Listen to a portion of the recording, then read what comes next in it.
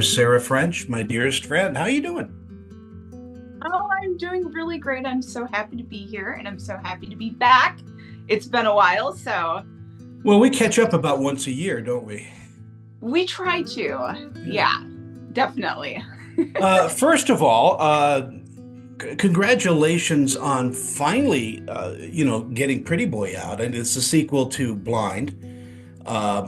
But it's kind of a different type of sequel. I think it's a more of a quiet sequel to Blind. Yeah, with Blind, that one was more of our 70s style drama with horror elements. And with Pretty Boy, we wanted to take it up a notch and, make that more of our 80s style slasher. So with Blind, we didn't do a whole lot of kills or anything like that. But with Pretty Boy, we wanted to up the ante and, really bring the blood. And if any of you guys seen the movie, there's a lot of blood, especially towards the end. And on my Instagram page, I actually posted a little, it's not a spoiler, but it's kind of a behind the scenes of a lot of blood being, thrown at Well, me, basically. horror films are like music, and you end on a crescendo, and you. Oh, yes, thank you, thank you. It really is, and it's a journey, it's a story, it's that's one thing I love about horror films is you kind of get all genres, within the horror film, and with Pretty Boy we get a whole lot of everything in it, and it's as gory as it is. It's really it's for my character Faye, it's a fight for survival. And, she's going to do anything and everything she can to get out of the situation that she's in. So, yeah, I love the film and it's such a blast working on it. In studying the films that you have done, you play strong women. You play women that are not scared to fight back. I love it. And, it took many years to get to this point, honestly. Because most of the roles when the first bunch of films I did in the beginning, it was all damsel in distress and things like that. But then over the years, as I've gotten older, I feel like I fit those characters better, the strong, independent fighters, and those are the kind of roles I love. I love those. And last time I was on, I think we talked about Space Wars: Quest for the Deep Star. And that's the one where I really got to, showcase my fighting ability and, really strong female lead role. So, and that's no different with Pretty Boy. It's a different film.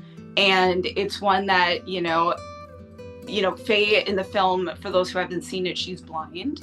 And most of the film, she is, unfortunately in these situations where she can't really move or get away. So she has to fight a different way. And that's through, her mentality and talking through things and, fighting that way. So it's not a physical role, but it was a very mental role. And, that's what I loved about this film is I got to really showcase a different side of, characters that I've played in the past. Was it a joy for you to return to Faye after so many years? It was such a joy. And actually, we shot Pretty Boy, I believe it was a year after Blind came out. And when I got to set, because Pretty Boy takes place right after Blind, so it's a continuous story. For those who haven't seen Blind, I highly suggest checking that out first, because then you really get a good feel for that, and it continues the story. So I got to put on my original costume. I, got my hair and makeup done like it was in the first film. And the first film was something that was very important to me, and it was a very important role. And, that character stuck with me for a long time, even after we were done filming. It affected me that much.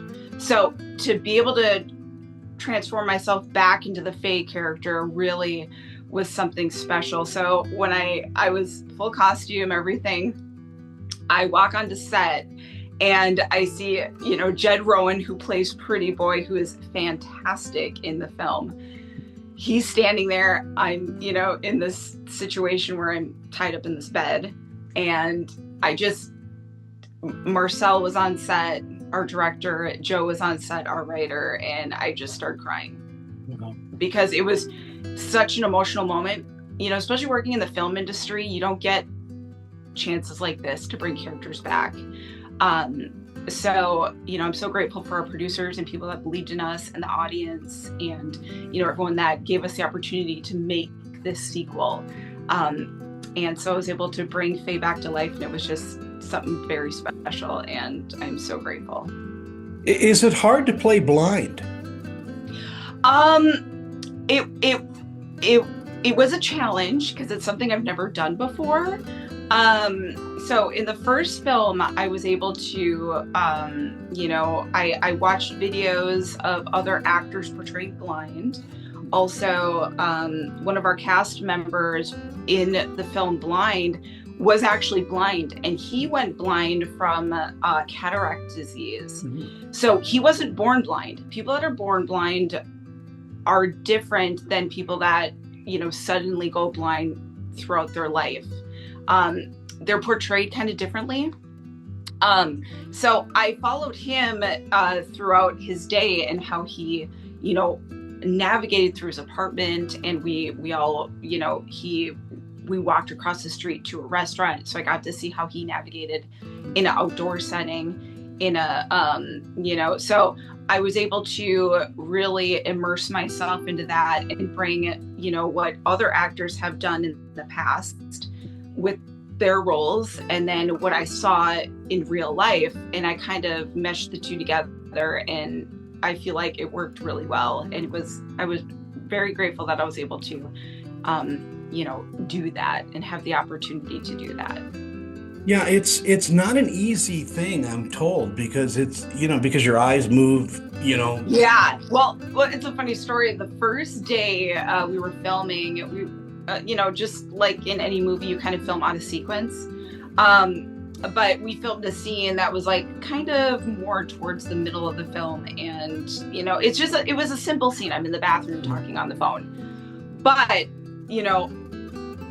the producers and Marcel and Joe noticed that, it looked like I was like looking at things, and maybe I was, I don't know. Cause when you're in the moment, you're just like focused on what you're doing.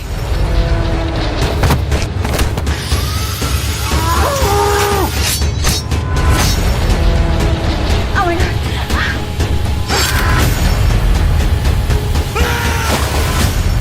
That's my pretty boy.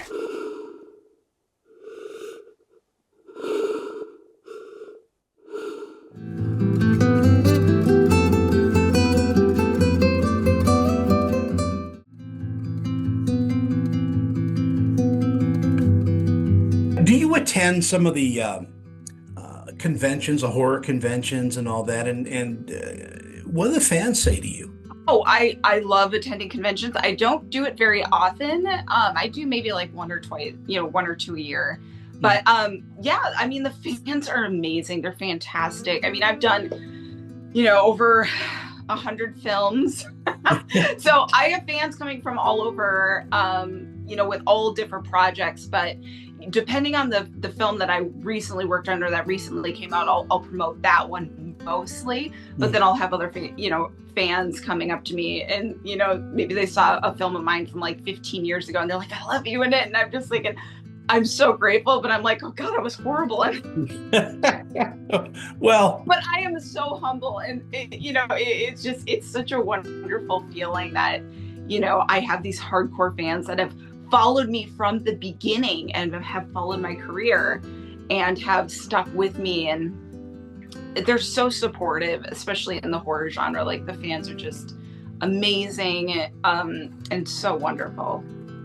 yeah, and before we talk about the next film, because I want to do that as well, Space Wars, just such a good film, and it's so much like a 70s or 80s adventure movie, and you do such a great job. And the choreography that you do in that, with fighting and gunplay and all of that, Oh, wow, yeah. you are a dancer. Oh, thank you. Well, that's what it is. It's when you're doing fight choreography and stunts, it's a dance. Because if you don't practice or plan it out beforehand, you or your partner could seriously get hurt. So you have to have trust in each other, and you have to have, just practice, practice, practice. And it is a dance, 100%. And I love that film. So if you guys haven't seen it yet, check out Space Wars: Quest for the Deep Star. It's a super fun adventure sci-fi action film that is fun for the whole family. And Michael Paré loves you, by the way. Oh. I talked to him, and we were doing another film, and I said, I'm friends with Sarah, and he just lit up. I mean, Aww. I love Michael Paré. Him and I clicked instantly. Like, we did 2 other films with each other before this one, but it was, that we didn't really have many scenes together, so we didn't really get time to hang out or get to know each other or anything like that. But once we got on set with Space Wars, it was like, he's so nice and so easy to work with, and he's such a professional. I throughout shooting, and I'm sure I mentioned this before, I was calling him Dad in between takes, because number one, he felt like it felt real, you know what I mean? And also, I wanted to keep that connection going throughout the whole filming process. It's nice having a scene partner that's protective of you. Oh, yeah. So much. And that's what I love about working in this industry, is you get to work with so many great people and so many people that are dedicated. Those are, the ones that are really dedicated and just down to earth and nice. They're not all like that, unfortunately. Well, not every set is Space Force.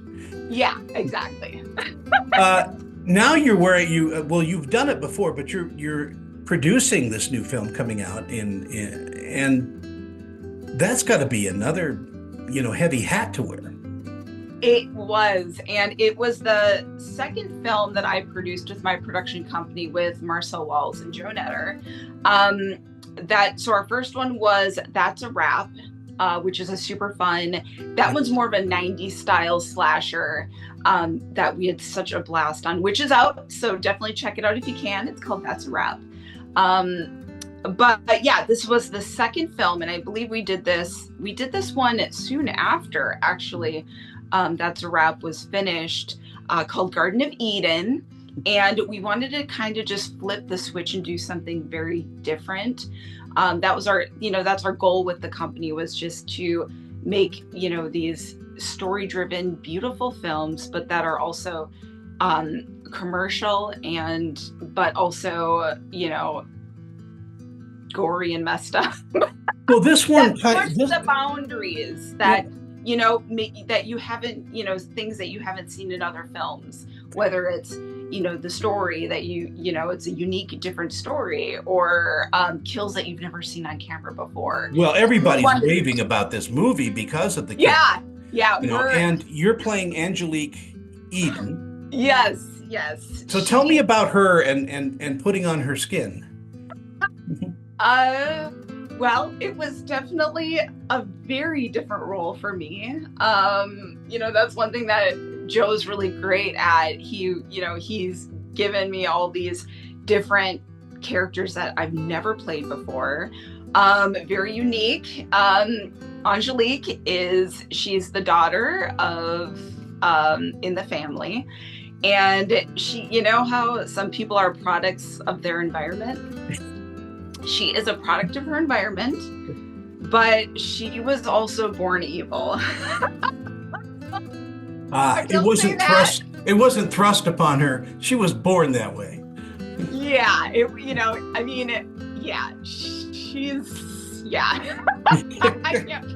can't wait for you guys to see it. It was I don't want to say I had a blast playing a character like that, but as a performer, I did, because it was a role that I've never played before, and I always play, the good guy. And I love those roles, but I also love roles where I get to play the bad guy. And it's just so much fun and such an adventure. And yeah, I don't want to give too much away, but it gives you a little taste of kind of. David Prowse, he was the actor that played Darth Vader. He wasn't the voice of Darth, that was James Earl Jones, but David Prowse told me that if you ever get a choice between playing a good guy or a bad guy, play the bad guy because it's so much fun. It's, yeah, it very much is. And since then, I've played a handful more bad guys, so. Well, good for you.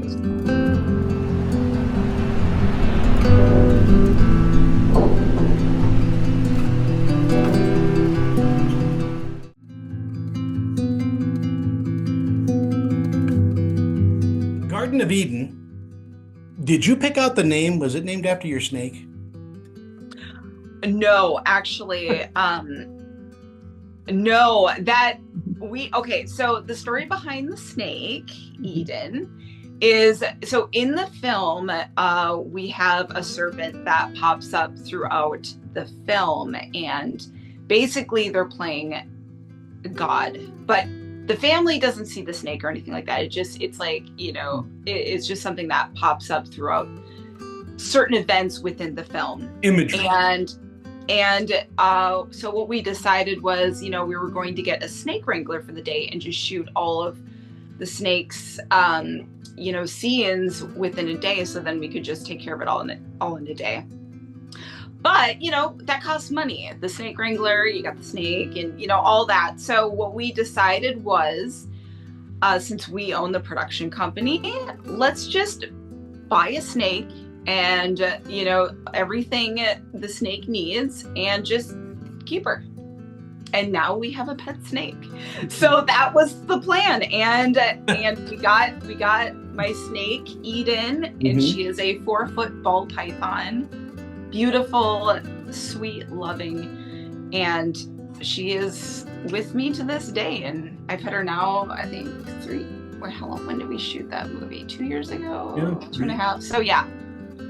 And before we got Eden, I was like, I only held a snake maybe once or twice in my whole life. And I didn't know anything about them, so I was very scared of them. And the more I got to know her and, learned about her and her behavior, I'm just enamored with her, and she's my baby. She's a wonderful, wonderful, and she should have her own Instagram. She actually does. Oh. I'll tell you why. Yes. Check her out on Instagram, guys. It's Eden the Snake. And I've actually, I am her snake wrangler. She's been on other films and photo shoots that I've brought her. Like, people have hired me to bring her because she's such a great, docile snake that, I've basically trained her over the years. And she's my little working girl. She enjoys the fame that comes with being Sarah French's pet. Getting back to Garden of Eden, though, yes. The film reminds me so much, and it's not, but I have to say that if people out there love horror, this reminds me so much of Midsommar. Oh yeah, it is a surprise from beginning to end, and it's a white knuckle ride because you don't know from scene to scene what's really motivating everybody until almost the very end of the film, and then you're just shocked. Yeah, Garden of Eden is that was actually one of the first scripts that Joe brought to Marcel many years ago before we started our production company. And so this has kind of been in the works for many years. And we were just like, with the second film, we kind of wanted to, try something completely different, something that's brutal, beautiful, controversial, and just say, F it. let's Yeah. go for it. And we got these really great, really great investor that was just, he was down for anything. So, and that's great because, he saw what we did in the past and, our history and all the films that we've done. And, he just wanted to be along for the ride. And that's what it was, and create something different and unique. Yeah. So he believed in us and he was like, you know what, go for it. We're like, yes. That's what you need. But as far as horror movies go too, this is this is like one of the best horror films I think I've seen in such a long time, because it is so brutally good. Oh, thank you. Yeah, it's very much our our take on it's like an A24, like you said, Midsummer, like a Eyes Wide Shut kind of vibe, with Martyrs, the film Martyrs mixed into it. Yeah. I mean, it touches on subjects that are very, like I said, controversial. And, this is a type of film we want people to talk. We want people to think and feel.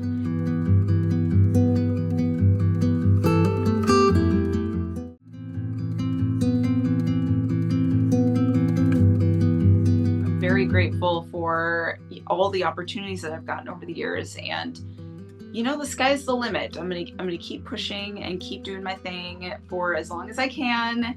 And with the support and love from you and from all the fans out there, it means so much. So thank you, Sarah, my love. It is such a good time to talk with you, and as I said, I just enjoy every moment we can spend together.